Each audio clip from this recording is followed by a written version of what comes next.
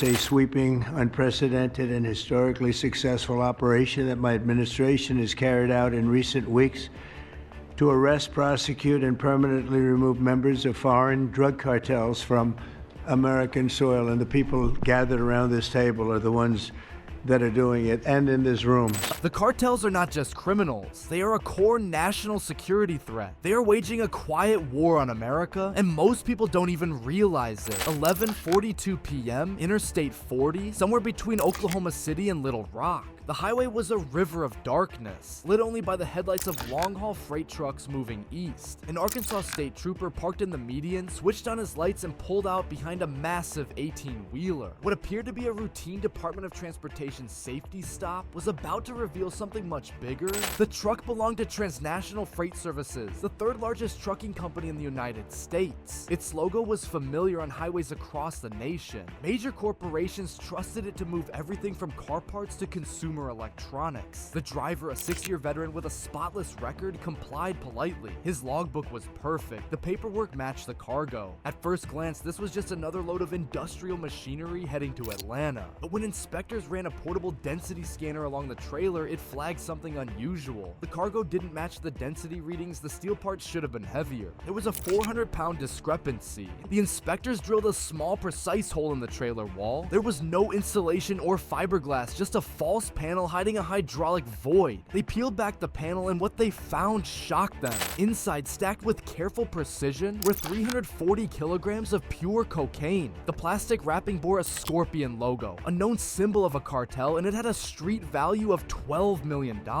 At first, the officers thought they had caught a rogue smuggler, but the driver's reaction told a different story. He didn't ask for a lawyer. He looked exhausted, as if he had been waiting for this moment. And then he admitted the truth. He wasn't acting alone. He wasn't a rogue operator. He was following orders, and those orders came directly from a cartel. What investigators uncovered next would terrify federal authorities. Transnational Freight Services hadn't been infiltrated. They had been bought. In 2022, the company was sold for $850 million to a shell investment group, American Logistics Partners. The acquisition looked ordinary on paper, and operations continued as normal. The trucks kept moving. The 8,000 employees kept their jobs. But the company wasn't what it seemed. American Logistics Partners was a front controlled by the Sinaloa cartel. The $850 million wasn't venture capital. It was laundered drug money. Over the next 2 years, the cartel didn't just run a trucking company. They weaponized it. Drugs crossed the Mexican border and arrived at Transnational's hub in El Paso, completely controlled by cartel operatives. 32 workers, all cartel members disguised as warehouse staff, loaded narcotics into modified trailers alongside legitimate freight. 89 drivers, carefully chosen and corrupted, transported the drugs across the country to distribution hubs in Atlanta, Chicago, and Dallas. To the public, it looked like ordinary commerce. Behind the logo, it was industrial-scale smuggling. Over 5 years, the network moved 180 tons of cocaine and 45 tons of methamphetamine. The FBI realized arresting one driver wouldn't stop them. They were up against a $3 billion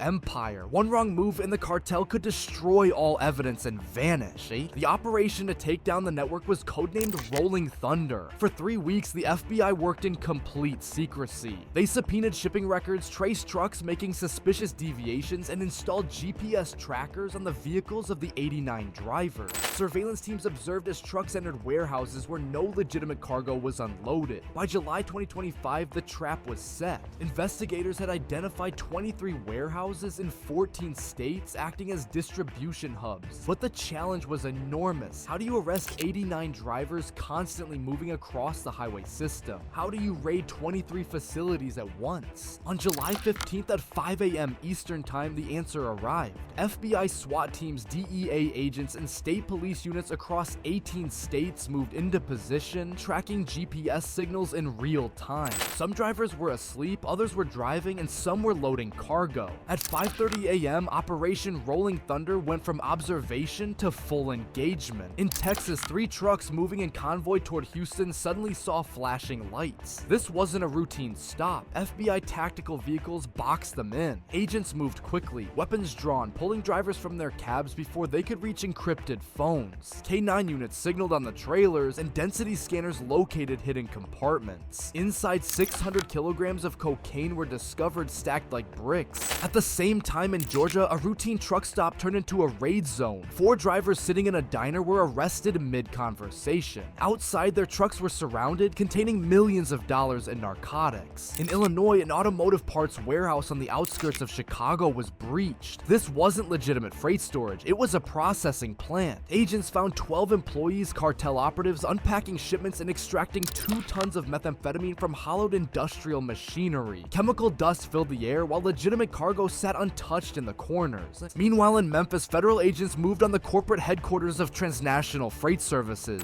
Legitimate employees were shocked as FBI agents secured the building. Years of honest work had unknowingly been funding the Sinaloa cartel. Agents arrested 12 high-ranking managers who orchestrated the buyout and cooked the books. Servers and ledgers were seized, documenting over $2.4 billion in laundered drug proceeds. By 2 p.m., the operation's results were staggering. All 89 drivers were in federal custody. The 23 warehouses were secured. Seizures included 18 tons of cocaine, 4 tons of methamphetamine, 680 kilograms of fentanyl, and $67 million in cash. The engineering behind the truck compartments was sophisticated. Hidden spaces in fuel tanks, hydraulic floorboards accessible only with magnetic keys. Standard roadside inspections never had a chance. The cartel hadn't just used the trucks, they had redesigned them for smuggling on an industrial scale. The fallout was immediate. Transnational Freight Services wasn't a ghost company, it was a logistics giant moving real goods. With the fleet grounded and accounts frozen, supply chains across America began to falter. Car assembly lines in Detroit halted because parts were stuck in impounded trucks. Grocery stores in the South missed deliveries. The law enforcement victory was clear, but the economic impact was massive. On July 16th, the Attorney General addressed the press in Washington, D.C. Under D.C. law, inciting violence is a misdemeanor offense, and it's my office's responsibility to investigate whether those words exceeded the First Amendment protection and went into a zone of criminality for inciting the mob that charged the Capitol. The message was blunt. The Sinaloa cartel didn't just infiltrate a trucking company. They ran it as a covert operation for 5 years. The indictment was overwhelming. All 89 drivers faced federal conspiracy charges carrying mandatory minimum sentences of 15 to 40 years. The 12 company insiders responsible for the takeover were charged with running a continuing criminal enterprise. If convicted, they faced life in federal prison without parole. Justice moved quickly. Within 2 months, 76 drivers accepted plea deals to testify against leadership. The remaining 13 went to trial and were convicted, but the economic and human toll was devastating. Transnational Freight Services filed for Chapter 7 bankruptcy. The federal government seized assets. The $850 million the cartel invested was forfeited. Over 7,000 employees, mechanics, admin staff, legitimate drivers lost their jobs. Pensions and healthcare vanished. These were innocent people caught in the crossfire of cartel greed, and Congress acted swiftly. The case revealed a critical blind spot. Private equity acquisitions of critical infrastructure were almost unvetted. New laws were drafted requiring transparency in corporate acquisitions and transportation. A corporate infiltration task force was established to detect other hollowed-out companies. The impact on drug trafficking was immediate. Interstate commercial drug shipments dropped 41% in the months after the raid. The Sinaloa cartel had lost its superhighway, a $1 billion investment dismantled in 24 hours. Today, the Memphis headquarters sits empty, the signage removed. The white trucks are repainted and moving legitimate goods. The poison they once carried is destroyed. The 89 drivers serve federal sentences. Ordinary men who traded freedom for cartel cash. The investigation proved that no corporation is too big to fail, and that when federal agencies share intelligence, even the most covert operations are exposed. Operation Rolling Thunder sent a clear message to cartels Verreyer. American highways are not for sale. If you believe securing our supply chains is critical to national safety, comment justice below. Stay vigilant.